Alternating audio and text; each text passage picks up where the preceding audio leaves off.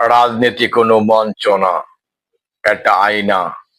এখানে তুমি যেমন শাসনও তেমনই হবে।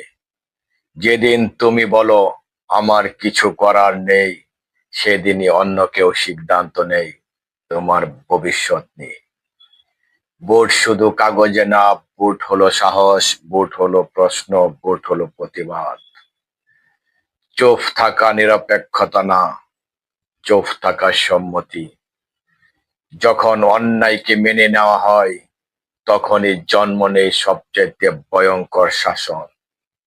রাজনীতি মানে শুধু দল না, রাজনীতি মানে দায়িত্ব নিজের পরিবারের, আগামী প্রজন্মের প্রতি।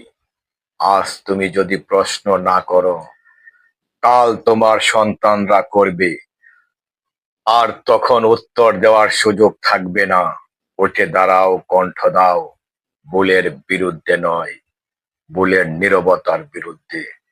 কারণ গণতন্ত্র বাঁচে শাসকের শক্তিতে নয়, নাগরিকের সাহসে।